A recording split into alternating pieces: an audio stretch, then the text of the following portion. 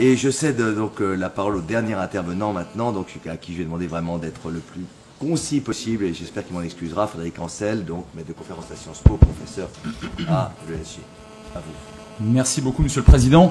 C'est l'avantage du dernier, surtout lorsqu'il n'est pas très compétent. Merci beaucoup à toi, Marcel, de m'avoir invité. Mais lorsque Marcel m'a dit « Viens à ce colloque », je lui ai dit « Écoute, moi je suis au début de mes recherches puisque je dois publier dans les prochains mois un atlas des mémoires génocidaires qui traitera notamment des lieux de mémoire dans la République d'Arménie, dans la République du Rwanda et au sein de l'État d'Israël. » Mais je lui ai bien dit « Tu sais, je commence ce travail. » Bon, il a été très persuasif. Merci beaucoup à Alain qui est intervenu tout à l'heure et qui a accepté, et c'est très grand de sa part, de témoigner sur sa propre expérience devant mes étudiants à l'ESG, effectivement, ESG Management School, et j'en ai fini avec ma brève introduction où j'organise chaque année, chaque dernier dimanche de janvier, des assises que je prétends nationales, ça veut tout rien dire, en tout cas des assises de la lutte contre le négationnisme. Et beaucoup d'entre vous ici sont déjà intervenus et interviendront, et vraiment je les en remercie encore.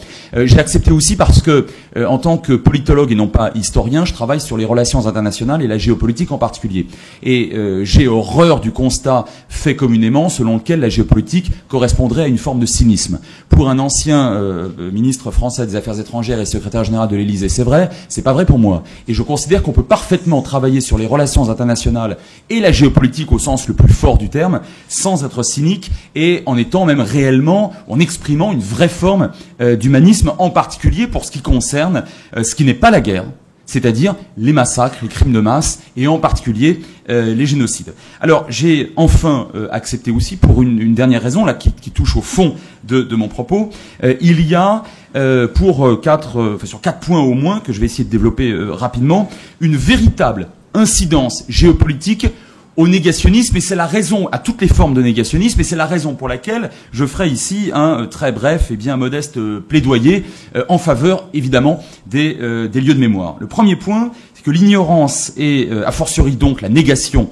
des génocides suscite une colère, une exaspération, parfois une montée ou une remontée de tendances nationalistes au sein d'un certain nombre de populations. Et ce n'est pas vrai uniquement dans le Caucase autour de la République d'Arménie, ce n'est pas vrai uniquement au Moyen-Orient, et ce n'est pas vrai uniquement dans l'Afrique des Grands Lacs. Et je commencerai, ça vous étonnera peut-être, par un exemple extrêmement récent de remontée de tensions potentiellement très grave entre la Chine et le Japon. Et à chaque fois qu'un Premier ministre japonais se rend dans le fameux mémorial de la Seconde Guerre mondiale où sont enterrés d'authentiques criminels contre l'humanité, eh bien, les Chinois protestent et protestent sans aucun humour. Et de rappeler Nankin, 1935, Nankin, où ils ont érigé précisément un lieu de mémoire extrêmement important. On peut également rappeler, mais Claire l'a fait bien mieux que moi tout à l'heure, l'exaspération suscitée par le négationnisme turc, mais également azerbaïdjanais en Arménie, avec des formes de violence qu'on a connues dans les années 70 et 80, avec notamment l'Azala.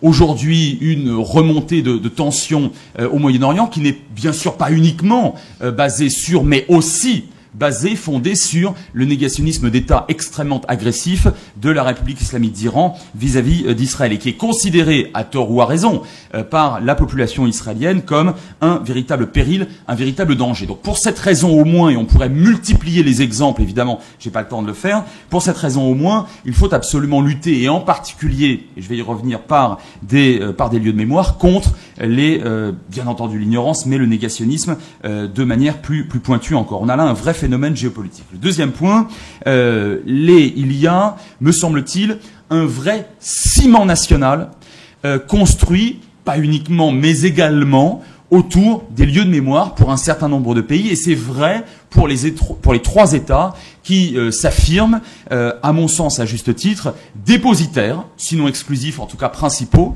des mémoires génocidaires respectives. Je pense donc aux 3 États que j'ai évoqués tout à l'heure, Arménie, Israël et Rwanda. Et ce ciment national, il est extrêmement combattu, en particulier dans des milieux intellectuels, universitaires notamment, sur l'argument suivant: voilà des gens qui utilisent ou qui instrumentalisent la mémoire traumatique qui est la leur, en tout cas qui est celle d'un certain nombre de gens rescapés des génocides du XXe siècle, pour organiser telle ou telle diplomatie, telle ou telle éventuellement telle ou telle politique de type stratégique et militaire. Je suis en désaccord avec cela.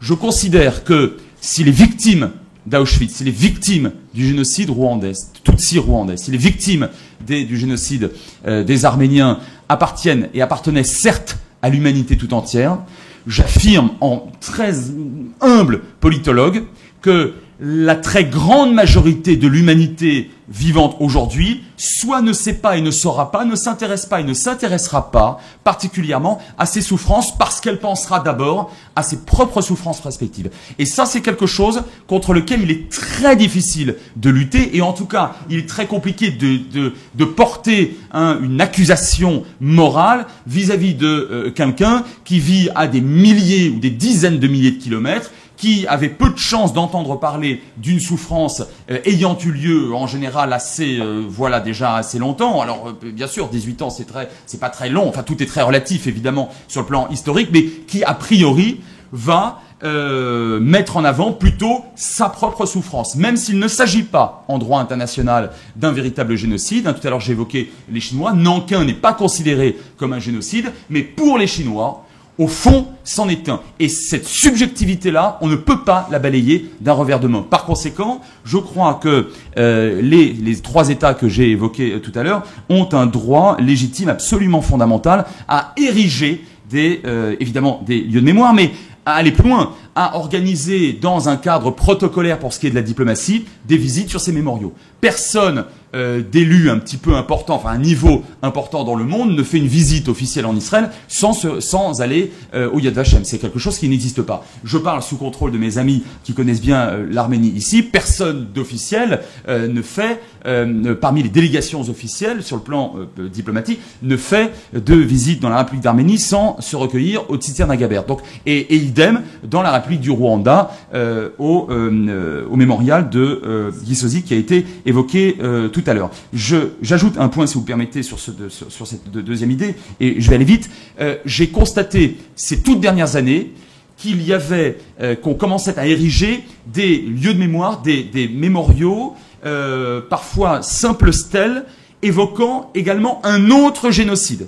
J'ai été particulièrement frappé par cette double stèle, écrite à la fois en arménien et en hébreu, dans un parc de Yerevan dont j'ai oublié le nom, pardon. Je ne suis qu'au début, cher Marcel, de mon bouquin. Bon, j'ai oublié le nom de ce parc, mais vous voyez là la commémoration officielle du génocide juif, du génocide arménien. Et telle ne fut pas ma surprise lorsque j'ai voyagé pour la première fois au Rwanda avec l'UEJF, que je remercie d'ailleurs encore une fois, en 2006, de constater qu'au mémorial de Kigali, eh bien, le dernier pan de l'exposition, en quelque sorte, du musée mémorial, comprenait un panneau écrit en arménien avec des photos du génocide des Arméniens et un panneau écrit en hébreu avec des photos de la Shoah. À Kigali.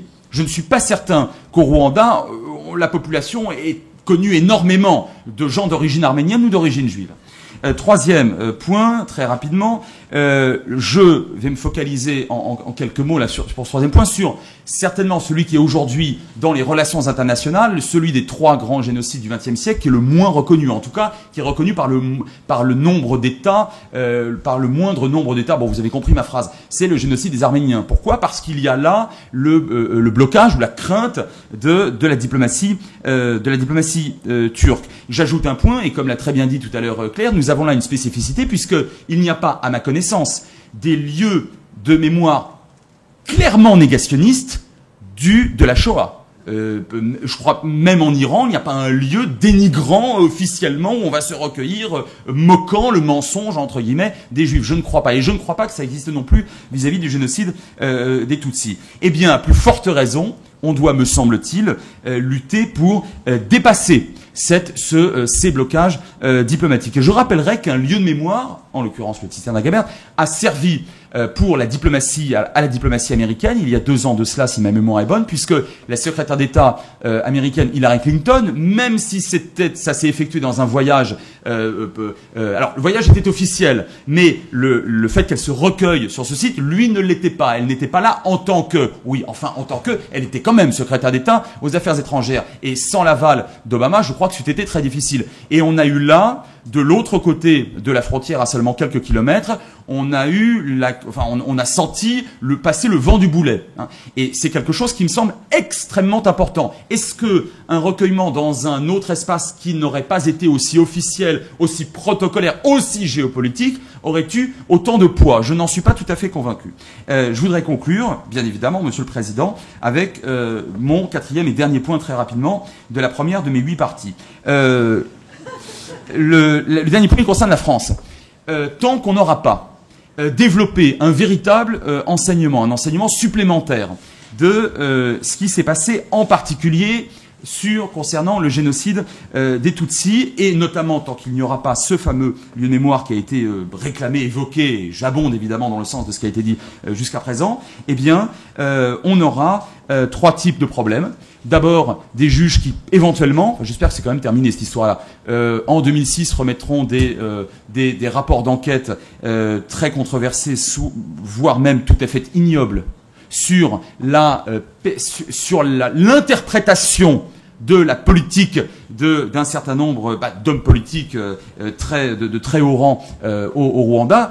En fait, je vous la fais très courte, mais le juif Greenspan en 1938, qui abat Fomrat, le numéro 2 à l'ambassade d'Allemagne nazie en France, il avait donc évidemment prévu et il avait espéré que ça créerait la nuit de cristal, puis la Shoah, pour mieux légitimer Israël après. Je vous donne envie de vomir, c'est normal. Aujourd'hui, je ne sache pas que lorsqu'on prétend à peu près la même chose avec l'attentat contre le président rwandais Habyarimana en 1994, ça exaspère beaucoup de gens, malheureusement, je ne crois pas. Or, ça a été dit, c'est la justice française qui l'a dit à un certain moment. Tant qu'il n'y aura pas un enseignement supplémentaire à base, entre autres, de lieux de mémoire, on aura aussi des écrivains, je crois que vous avez, chère madame, mentionné son nom tout à l'heure, qui pourront impunément considérer, et je le cite de mémoire, mais en substance, mais de mémoire tout à fait fidèle, je crois, que les Tutsis sont la pire race de menteurs qui n'ait jamais existé sur la Terre. Ça a été dit en procès, ça a été écrit dans un livre de Pierre Péan qui n'a bien sûr jamais mis les pieds au Rwanda, et la justice française a considéré qu'il n'y avait pas là matière à diffamation, ni en première instance, ni en appel. Enfin, et je crois que c'est Patrick de Saint-Exupéry qui me disait ça un jour, tu sais, et j'en finirai, c'est promis, il dit, tu sais, il y a quelque chose de très problématique avec le génocide qui s'est produit au Rwanda en 1994, en France. Je dis, ah bon, mais quoi? Est-ce qu'on le reconnaît pas? Quand même, tout le monde aujourd'hui reconnaît qu'il y a eu un génocide. Saint-Ex me dit, oui, qu'il y a eu un génocide, mais la plupart, me disait-il, je ne veux pas trahir sa pensée, des hommes politiques et des gouvernants, et je ne vous parle même pas des anciens gouvernants de l'époque, qui ont encore pignon sur eux aujourd'hui, disent génocide rwandais, et la plupart ne pensent pas ou refusent de dire qu'il s'est agi d'un génocide Tutsi. Merci.